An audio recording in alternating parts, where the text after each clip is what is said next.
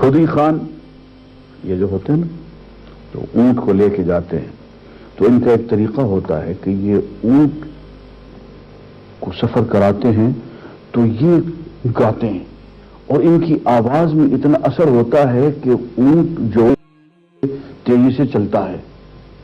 تو ایک خدی خان کی آواز اتنی اچھی تھی کہ اونٹوں کی رفتار بے تحاشا تیز ہو گئی۔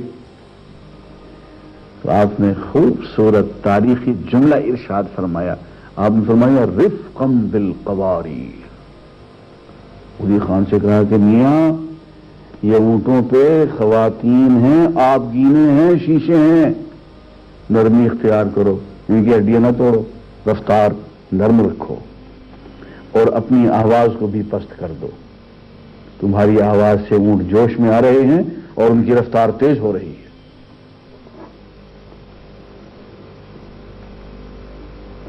حضور اکرم صلی اللہ علیہ وسلم کے ایک صحابی مصعب بن عمیر، یہ مکے کے شہزادے تھے، ریشمی لباس پہنتے تھے، قیمتی ترین خوشبو لگاتے تھے، جس گلی سے گزر جاتے تھے ان کو بغیر دیکھے لوگ سمجھ جاتے تھے کہ مصعب اس گلی سے گزرا ہے۔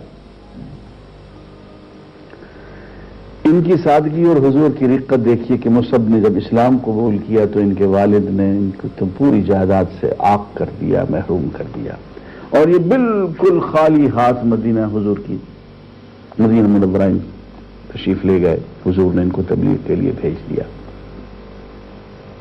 تو ایک مرتبہ حضور نے دیکھا کہ مصعب کے کپڑوں پہ پیوند ہی پیوند ہے، تو مصعب کی اس حالت کو دیکھ کے حضور اکرم صلی اللہ علیہ وسلم رونے لگ گئے کہ دیکھو اسلام کے لیے اس شخص نے کیا کچھ کر دیا۔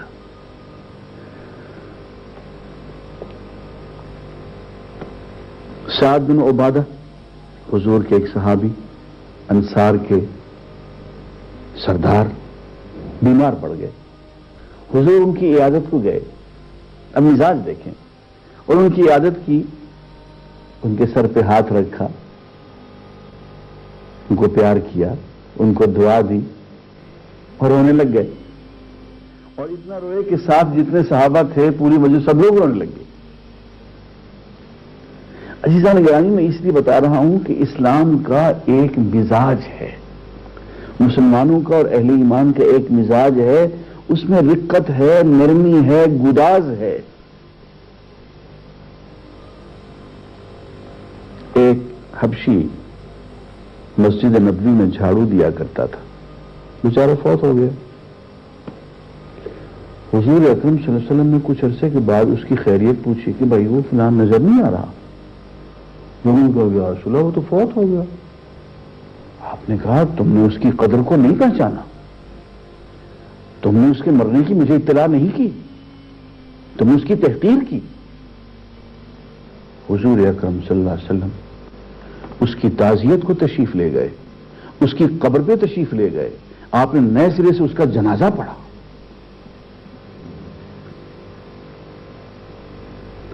عزیزان گرامی، یہ مزاج نبوت ہے۔ حضور اکرم صلی اللہ علیہ وسلم کو 3 باتیں سخت ناپسند تھیں۔ ایک، بحث مباحثہ کرنا، مناظرہ بازی۔ وہ جو اکبر آبادی کہتا ہے نا کہ مذہبی بحث میں نے کی ہی نہیں، فالتو عقل مجھ میں تھی ہی نہیں، یہ مزاج، خواہ مخواہ کی بحث میں نکتہ نمازی کرنا حضور کو پسند نہیں تھا۔ دوسری بات، ضرورت سے زیادہ گفتگو کرنا، بات کرنا، یہ بھی حضور کو پسند نہیں تھا۔ تیسری چیز، ہر وہ کام اور ہر وہ بات جو مطلب کی نہ ہو، فائدے کی نہ ہو، جو پروگرام میں شامل نہ ہو، اس میں خواہ مخواہ میں پڑ جانا، بے فائدہ کام میں پڑ جانا، جس کو لا یعنی کہتے ہیں، یہ حضور کو پسند نہیں تھا اپنی ذات کے لیے۔ دوسروں کے لیے حضور کو 3 کام سخت ناپسند تھے۔ ایک، تجسس، کسی کا معاملہ ہے، کوئی ٹیلی فون کہیں کر رہا ہے تو پتہ نہیں کس کو کر رہا ہے، کسی کا خط آ رہا ہے تو ذرا دیکھ رہے ہیں، اور نہیں تو ایڈریس ہی پڑھ رہے ہیں کہ کس کی طرف سے آیا ہے۔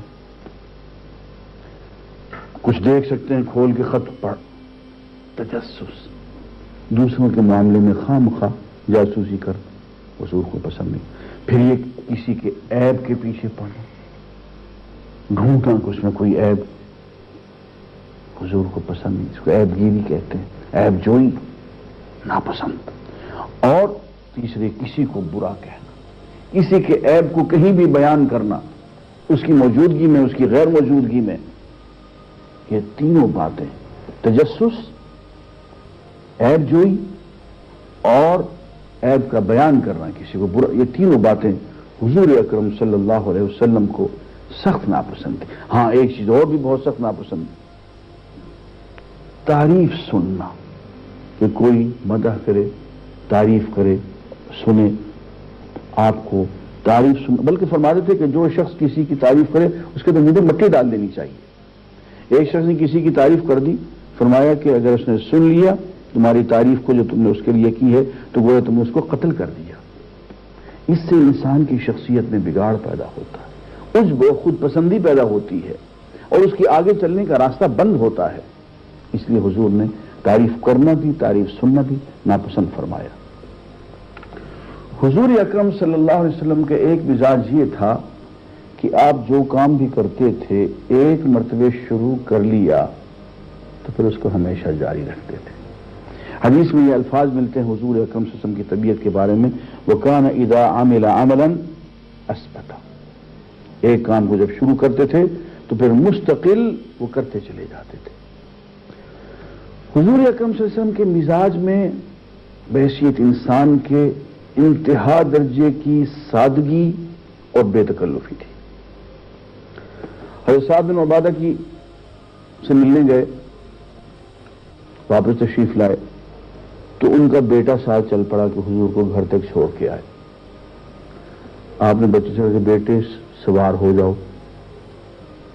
تو ادب کا تقاضا نہیں، ساتھ سوار تو نہیں ہوں گا، ساتھ ساتھ ہوں گے، پھر واپس چلے جاؤ. دو چیزوں میں سے ایک، یا تو میرے ساتھ سوار ہو جاؤ یا واپس چلے جاؤ. حضور کے ساتھ بیٹھنا اس نے خلاف ادب سمجھا، آپ نے اس کو واپس کر دیا. مزاج میں ایک بے تکلفی ہے، ایک سادگی ہے. حضور اکرم صلی اللہ علیہ وسلم اپنے کام خود کیا کرتے تھے. حدیث کے الفاظ ہیں کان یخدم نفسہ، اپنے کام خود کیا کرتے تھے. اور مزاج میں اتنی سادگی کہ مسجد میں آئے ہیں تو ضروری نہیں ہر مرتبہ بار بار جوتا پہنے، ننگے پاؤں بھی چل کے گھر چلے جاتے تھے، واپس آ جاتے تھے. اور پھر مزاج میں یہ سادگی کہ بکریوں کا دودھ جانوروں کا خود دھو لیتے تھے، اپنے کپڑے پہ خود پابند لگا لیتے، اپنے گھر میں خود جھاڑو دے کے صفائی کر لیتے، اور کوئی اس میں تکلف محسوس نہیں کرتے تھے. لباس انتہائی سادہ، بھیڑ کے بالوں سے بنے ہوئے کپڑے پہنتے. واقعہ ایلا جب موقع آئے گا تو میں عرض کروں گا، ایک بہت بڑا واقعہ ہے حضور کی زندگی میں.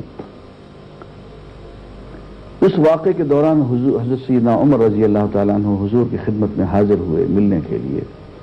تو جو گھر کا نقشہ وہ بیان کرتے ہیں وہ بہت دل گداز ہے. وہ کہتے ہیں میں اچانک حضور کے کمرے میں جو داخل ہوا تو دیکھا کہ حضور اکرم صلی اللہ علیہ وسلم کے گھر میں صرف ایک چارپائی رکھی ہوئی ہے جو ننگی ہے، کوئی اس پہ بچھا ہوا نہیں. ایک تکیہ ہے جس میں خرمے کی چھال ہے. ایک طرف ایک برتن میں مٹھی بھر ایسی جو رکھے ہوئے ہیں، اور ایک جانور کی کھال ہے جو کہ جائے نماز کا کام دیتی ہے. اور حضور اکرم صلی اللہ علیہ وسلم نے صرف ایک تہبند باندھا ہوا ہے، اور آپ کا جسم، گلا سب ننگا ہے. اور آپ چارپائی سے اٹھ کے بیٹھے ہیں تو آپ کے جسم پہ چارپائی کے بان کے نشان پڑے ہوئے ہیں. پورا جسم جو ہے اس پہ وہ چارپائی جیسے کھجور کے اور بان کے جو نشان ہوتے ہیں وہ جسم پہ اتر. حسین عمر کہتے ہیں کہ حضور کے یہ گھر اور حضور کی یہ حالت دیکھ کے مجھ سے برداشت نہ ہوا اور میں رونے لگ گیا. تو میں نے کہا یا رسول اللہ، آپ فرما روا ہے ہم نے دنیا میں اور فرما روا بھی دیکھے ہیں، روم میں، ایران میں، وہ تو اس ٹھاٹ باٹ سے رہتے ہیں جس کا کوئی حد حساب نہیں ہے. تو سیدنا عمر رضی اللہ تعالیٰ عنہ کو حضور نے فرمایا، عمر تم بھی یہ سوچنے لگ گئے، تم کن باتوں میں پڑ گئے؟ کیا تمہیں یہ پسند نہیں ہے کہ ان لوگوں کے لیے دنیا ہو اور ہمارے لیے آخرت ہو؟ ہم سب کچھ اپنا یہیں کا یہیں کھا پی لیں، یہیں کہ یہیں سب کچھ انجوائے کر لیں؟ نہیں، ہمیں آخرت کے لیے بہت کچھ بچانا ہے. عزیزان گرامی، اس موضوع کو ہم انشاءاللہ جاری رکھیں گے. وآخر دعوانا الحمدللہ رب العالمین.